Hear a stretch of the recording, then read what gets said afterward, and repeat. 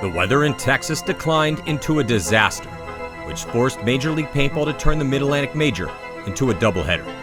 2 events would be decided in Atlantic City over the course of a 4-day fight. Let's go. Not over yet.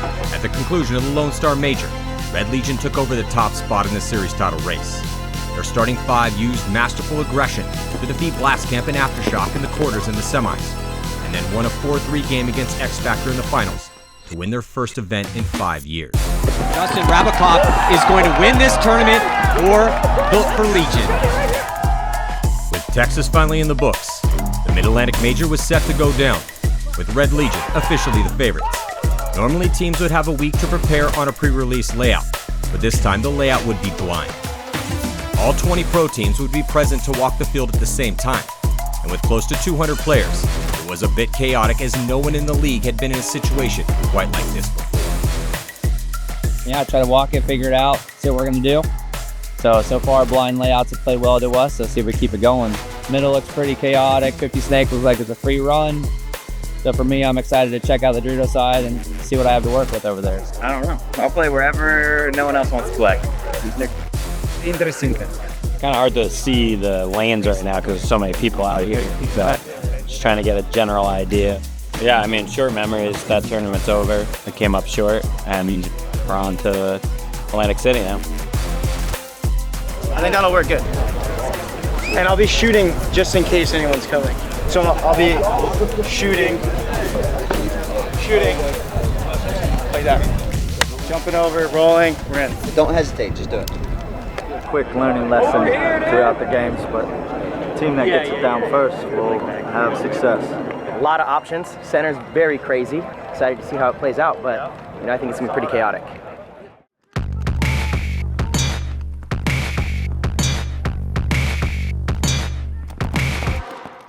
The prelim fights were fierce as the teams learned the field and we watched the strategy and tactics evolve in real time. Only the top 10 teams would earn the right to play in Sunday's competition, and then 2 would blast their way into the finals. It's time to fight for your right to party!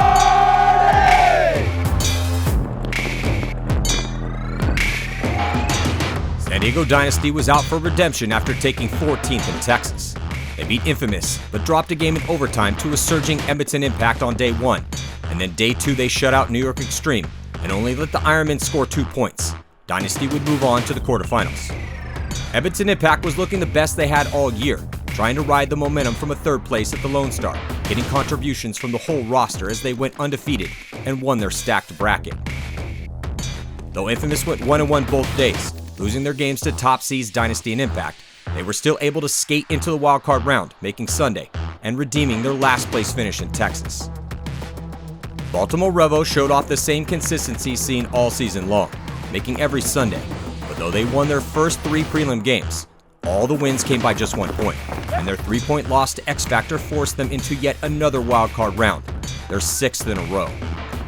Coming fresh off their finals appearance, San Antonio X Factor used their tactical brilliance to put up 3 wins on the board, but playing 10 against Aftermath cost them a loss.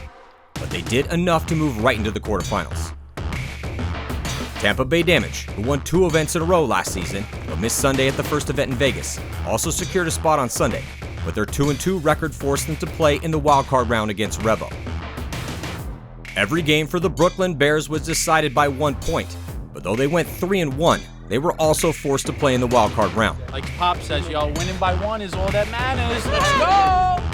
Houston Heat only dropped 1 game in the prelims to Damage by 1, and they took down Notorious, the ML Kings and Aftershock to move into the quarterfinals. Though 20 teams fought through 2 days to excel in the blind layout chaos, only 2 teams were destined to go the distance.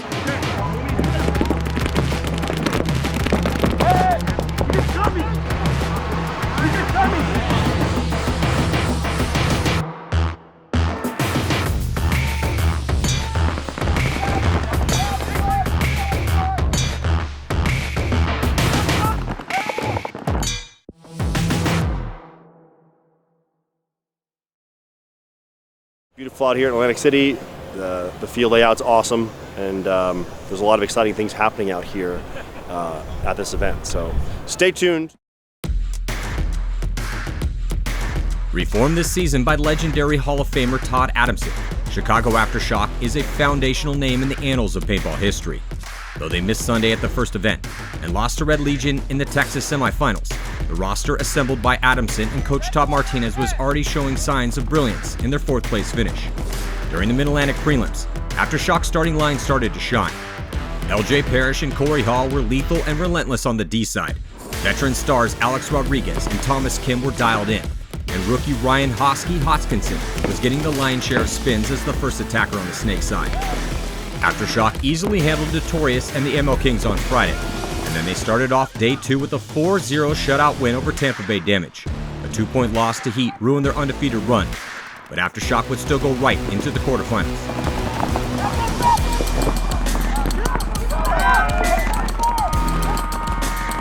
What's interesting about this layout is, normally you get like a week to practice on the layout and stuff, and usually Friday and Saturday people are still fine-tuning. What I liked about blind layout is you kind of had that happen. Friday you're kind of just figuring things out. Saturday it's heightened up a lot, and Sunday I think you're going to see normal Sunday paintball to where people get to their spots, value their lives, they know the field layout a little bit better. I actually like the blind layout. I hope it's something that we continue to do, because I think it really takes a lot. It takes a lot of focus to get ready in the moment, and a lot's on the line, so I dig it.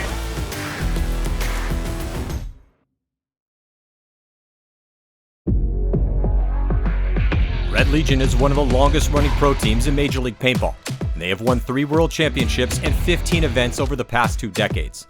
Their aggressive style of play and methodology of training players has changed the game forever. But as recently as last season, this legendary franchise has fallen on hard times, finishing as low as second to last at the first event in 2023. Pavel Karslev, Sergei Solnayskov, Kirill Peridny, and Alexander Burtnikov, though a stellar group, needed an elite 5th starter, and they got it with the addition of former MVP Justin Rabakov in the offseason. Though Red Legion lacked depth and veteran experience past the starting 5, they didn't need it, as they started the year with a 3rd, and then went undefeated to win the Lone Star, with these 5 stars getting almost all of the playing time. Riding high on the momentum from their win, the prelim games in Atlantic City went as you would expect them from the favorites. They went undefeated with Mercy Rule wins over Blast Camp, Uprising, and the Hurricanes. It feels completely different, because if we are kind of talking about yesterday, we've been playing at Texas layout for more than just a month. And we played this field for the first time, so consider this to be the first Friday practice after the layout is dropped. But it's not just a practice, it's already a tournament. You're playing on points. It's a quite different everything. Pressure, stress, pulse, all of that. And you're kind of still learning, but you need to beat those guys no matter what, because it's a tournament. It's preliminary round already by now. We were lucky. We started playing later today. In the morning, we were able to see how the other teams are playing, see their logics, and implement it into our vision from yesterday when we walk around the field. We must say that still we need to polish it. Still need to polish it. So that is to see what we can do better at this field layout, because from the first side it came to be very active, but at the same time if team opponents get into the certain positions, it's really hard to cut that off, especially if you're not making any shots of the breakout. Давайте.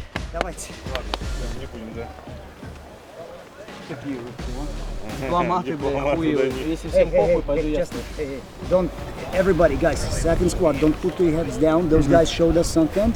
We just need to make lessons and get fresh and ready for tomorrow.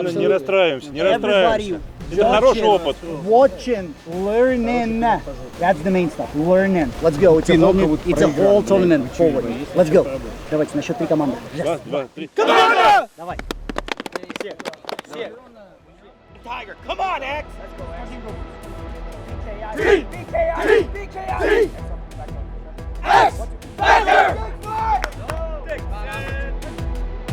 Sunday began with the wildcard round.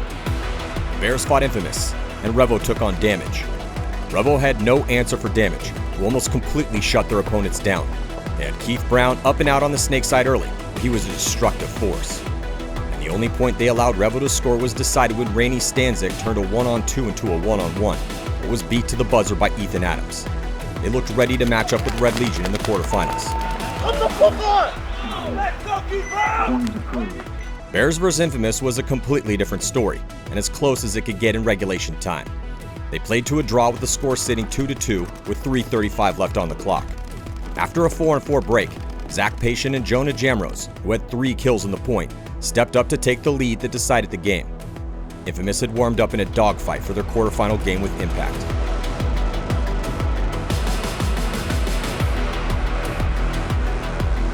But things did not go well for Infamous in the quarters. Impact showed absolute dominance, taking a 6-0 Mercy Rule win. And it went the same way for damage against Red Legion. After a 1-1 start, Red Legion's offense was unstoppable, and they put up a 7-1 Mercy Rule win. Also in the quarters, Dynasty went up early on X Factor, but X Factor tied it up. Dynasty would continue to take the lead, but X Factor battled back every time. With their tournament on the line, TJ Danner and Billy Bernaccia led a last-second assault that tied up the game. In overtime, both teams broke out conservatively, but Dynasty won 2 early gunfights and made the most out of the 5-on-3. With no choice, Bernaccia counterattacked, but Dynasty had the zone covered and they moved on to the semifinals. Heat vs. Aftershock was another close quarterfinal match. Aftershock would keep taking a lead, but Houston Heat would keep fighting back. The crucial moment came in point 6. Down 1 again, Chad George took out Hosky and Rodriguez to turn around a low-body situation and was pushing onto Aftershock's side of the field, but Corey Hall and LJ Parrish would clock in to save the point. Now down 2 with under 3 minutes to go, Heat would score a quick one, but when time expired, it was Aftershock who headed into the semifinals.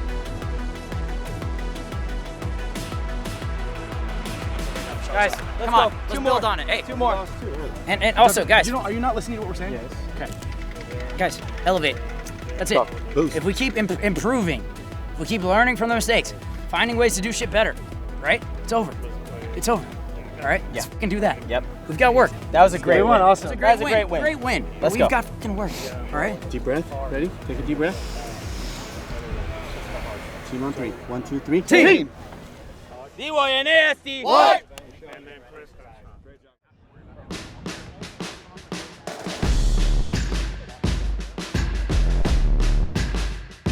We're looking to play San Diego Dynasty here in the semifinal match up next. And we just got to keep doing what we're doing, playing good team paintball. We're all friends, we all care about each other, and we're down for the fight, man. Yeah.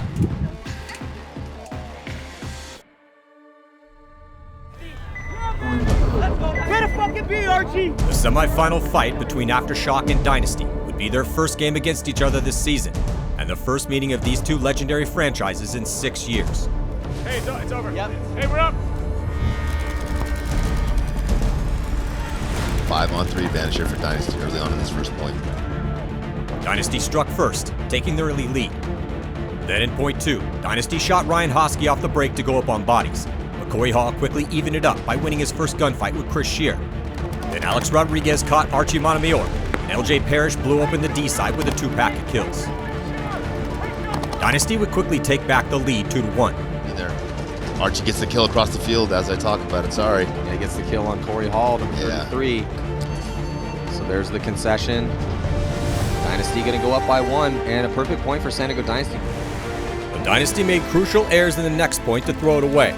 After taking out Corey Hall, Thomas Kim, and Ryan Hosky early, Dynasty was sitting on a lead in a 5-on-2 high-body situation with a great crossfield spread. Then both Margot and Greenspan got shot out of the backfield, and Chris Shear died out of D2. It was 2-on-2, but Shock had the field spread and Dynasty's bodies were trapped. Archie with a little tactical retreat to try to get in a little more defensible position. A-Rod traded with Archie, and LJ Parrish put on a clinic in a 1-on-1 against Arturo Andrade, making 11 different moves to get the kill and tie the game. LJ trying to catch him inside, and he did. So LJ Parrish, the hero in this point to tie it up right now for Chicago Aftershock. Down into the blind spot, shot across, and then dipped into the delta. Okay, let me just go straight up to it then. Yeah. Shock would score 2 more to make it 3 unanswered points, as Dynasty's penalties were crushing their chances. But Dynasty wasn't done yet. Down 2 with 6 minutes left, and playing with just 4 bodies after a penalty carried over, Andrade got a little revenge on Parrish, shooting him off the break to even the count. And then Andrade got his redemption by finishing the point with a 2-pack run-through to keep the game close. going to be a major penalty on Shock, and and I don't know if, I mean, Corey might have got shot in the transition to that back center, so now Chicago Aftershock might be starting down. The next point decided the match. After a 5-on-5 break and the teams trading kills, it came down to a 3-on-3, and rookie Ryan Hosky's clutch 2-pack proved the difference maker. In only their third event together, Aftershock punched their ticket into the finals. Crazy moment. It's going to be Corey Hall, the only body left alive to punch Chicago Aftershock's ticket into the final match here at the Mid-Atlantic Major as the crowd goes wild. We haven't done shit yet. No, this is where we want to be. This is what we worked for, all right? Learn from that last match, focus on the next one. Hey, I love every single one of you. Let's go. It's just getting started. Job is not being done. We keep getting better. We play together, and that's the type of shit we can do. Yeah. So let's go do it. Let's go. Shot on 3. 1, 2, 3. Shot on 3. The grinder back and forth against the Dynasty, the Dragon. So it feels good to be able to slay them and move on to the big show. But yeah, we've been rolling. We've had a bunch of good matches this tournament, and we've just been getting better every point. I feel like with a blind layout, we've really kept the foot on the gas. On a blind layout, that's how you got to go. You got to go forward, and you got to go find out what's possible and what's not. I think this next match is going to be the finals match. Like I truly believe that whoever wins this next match between us and Impact will win the tournament. I think this is going to be the finals match. It should have been the finals match. So it'll be a good game. It'll be a grind fest, and they're playing lights out right now, and so are we. So it's going to matter who can make it 5 alive or who can shoot people better on the break, and you'll see that come the next match at 11:45. Heading into the semis, out of all the 20 pro teams, Impact and Red Legion looked the best in Atlantic City. They were the only undefeated squads in the prelims, and they both won their quarterfinal games by the mercy rule. Big difference was depth. Legion was only running 5 bodies on Sunday, while Impact was getting everyone's spins running 2 lines. The last time these two teams met was in Las Vegas, and Red Legion knocked out Impact 5-4. This would be one of the closest games of the season. I mean, the winner of this game could be the winner of this tournament. Who knows? First to strike is going to be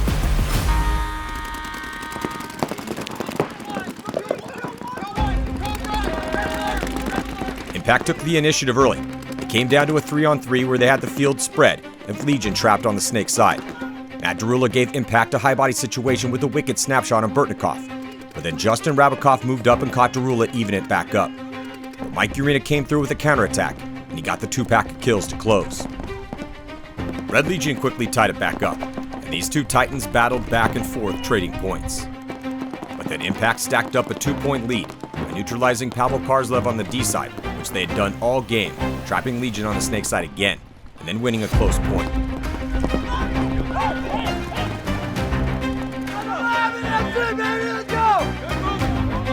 Now with a little under 3 minutes to go, Impact just had to win one more point and burn a little time to get to the finals. But Red Legion remained undaunted. After losing Karslev early yet again, Justin Rabikoff helped Legion's cause with 2 kills, and Kirill Peridny quickly dispatched young Tyler Panilli on a 1-on-1 to get close. Then after a brutal break, it was a 3-on-3, and Rabikoff, Peridny, and Karslev pushed forward to score a quick 30-second point. It was now tied 4-4 with 1 minute and 5 seconds left. Impact, having lost momentum, broke out aggressive, but a couple of quick deaths, an untimely penalty then cost them, and Legion had just scored 3 points in a row, taking the lead for the first time in the game with just 28 seconds left to go.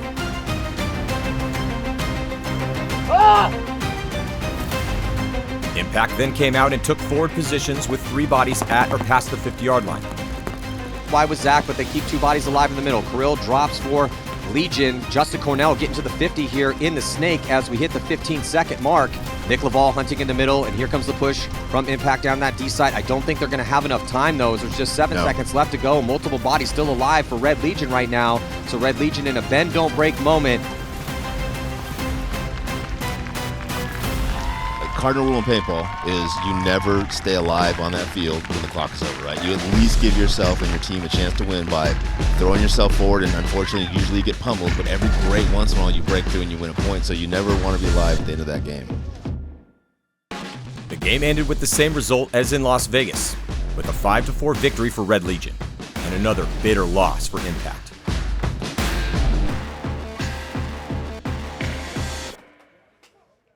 So it's 2024. the historical moment for the Major Paintball League, which is also known as the NXL. High chances that the ESPN gonna notice our sports in this format that we all love and that we all been developing for so many years. So the main focus on that, making that historical moment to happen for the whole community. It's always about the execution. It's always about some small elements in there. Before the finals, you need to be empty. You can't pretty much tell what's going on. You just need to be empty and give your muscle memory a chance to do what you have been training. We're gonna be playing our offensive style. We're gonna be playing in their faces. We're gonna be making different tactical efforts out there in the field, and we're gonna see if our Kung Fu gonna be better or theirs Kung Fu gonna be better. That's it. For Shock to make the finals, and only their third event back, was a testament to the team's talent, leadership, and potential. And for Legion, riding high on their recent victory, if they could defeat this challenger, it would send a message to the league that they were the best team in the game, heading into the last two events of the season.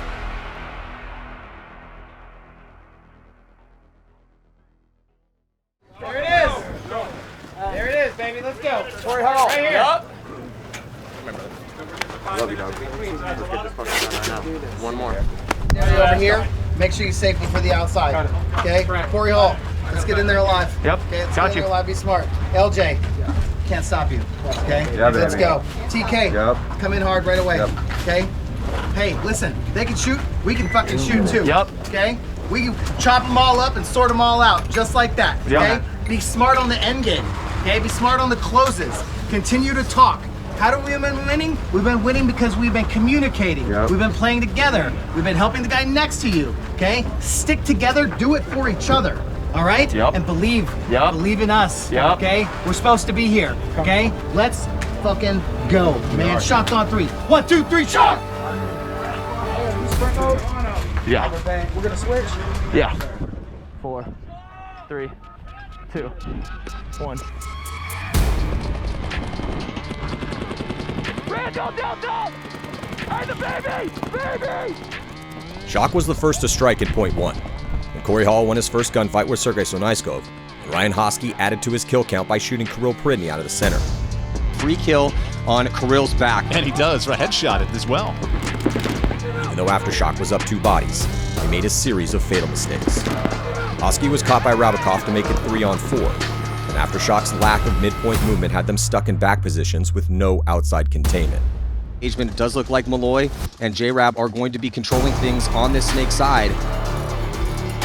Red Legion's early aggression and tenacity had paid off, and they took the first point from the downwind side of the field.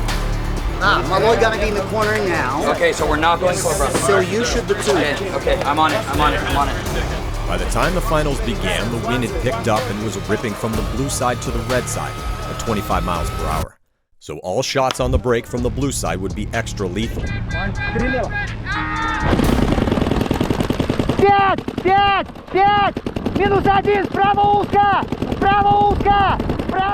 In point 2, Kirill Pridny made the most of the extra feet per second from the wind, drilling LJ Parrish off the break and giving his team a 5-on-4 advantage. Karslev had been mostly shut down in the semifinals against Impact, but he quickly got into the 50 on the D side and Shock's attention shifted to him, allowing Legion to take the key positions. As in the first point, Red Legion's aggression was dictating the pace of the final match. Kim and Hall launched counterattacks, but when the dust settled, Rabakov and Burtnikov were still alive, and Aftershock went down by 2. Dobra, 2, Yankee, 4. Dobra, 2, Yankee, 4. Pasha, give me my loader. To stay in the match, Aftershock now desperately needed to create an opportunity, and it came off the break in the next point. They lost Parrish trying to extend to D1 again, but shot both Sergei and Karslev. With no one in front of him on the D side, Corey Hall wasted no time getting up into D3. With Hall drawing guns, Shock made moves to keep up the pressure, and Hosky and Rodriguez swarmed down the field. So we got ourselves a game here early. And now a 2-1 score. Red Legion would answer right back. In a rare 5-on-5 break, Hall dropped from the can, and then Alexander Burtnikov came through the snake side, dicing up bodies, with 3 kills to extend the lead back to 2 points. Dyson bodies up. He's going to get a little 3-pack of kills here to extend that lead back to 3-1. What did we just talk about, Evan? You have to shut down Alexander Burtnikov, a.k.a. Malloy, one of the best players ever.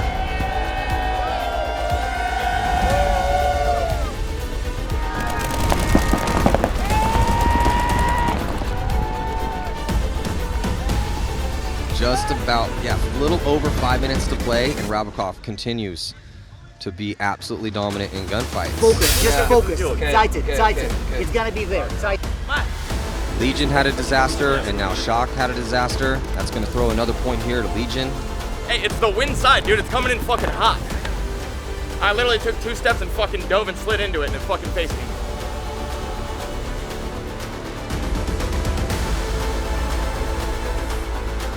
Aftershock's last chance came in point 10. The score was 5-4 with 3:48 left to go. But Shock lost Hall on the break, and Hosky died gunfighting over the top of his bunker. Down 2 bodies, Alex Rodriguez tried to get creative on an attack, blasting his way downfield. Gotta be careful not to get a penalty there. He did end up going. It's gonna be a minor penalty assessed here on Shock, as A-Rod did take a pretty big bite there of it. This is the crucial point here for Chicago Aftershock. They need to get things going on the offense. They need to score this one. They don't have time to mess around. They need 2 just to tie. They have to start going. Hosky probably should risk it right here. All taking the walk. It is not looking good right now, as Thomas Kim also drops as well, and I think we are going to award Red Legion 2 wins in a row.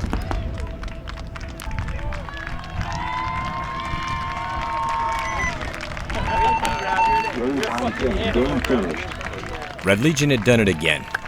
They never gave up the early lead, secured the hard-fought victory in adverse conditions to make it 2 wins in a row, and the rest of the league was put on notice. With an undefeated run over their last 14 games, they were now the dominant force in Major League Paintball.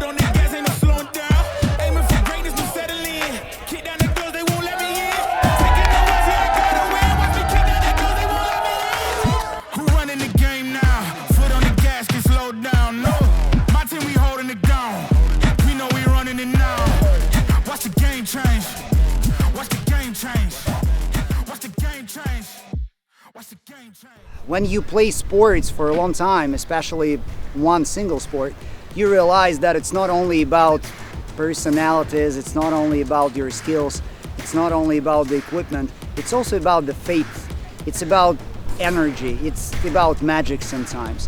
Maybe sometimes it's mostly about the skills too, about your muscle memory, about the cycles, historical cycles too. But what I want to try to say that last time in 2017 in Atlantic City when we won, and last time that was exactly the beginning of our circle after hard times that my team Russian Legion had to go after 2012. So since 2012 we were going low in the circle, and by 2017 we finally won our first competition in NXL. We do this together. Like they say, we win as a team, we lose as a team. But we fought hard this weekend, man. That's a good team right there, okay? And they do this shit night and day, you know? All the fundamentals, okay? They're constantly working on different stuff, right? But what makes me the happiest about all this stuff is that we did what we wanted to do, how we said we were gonna do it. We stuck together, we played hard, we got better at talking, you know, and we believed in each other. 90% of these teams out here, they don't have that. They don't believe like we believe. Aftershock is back, dude.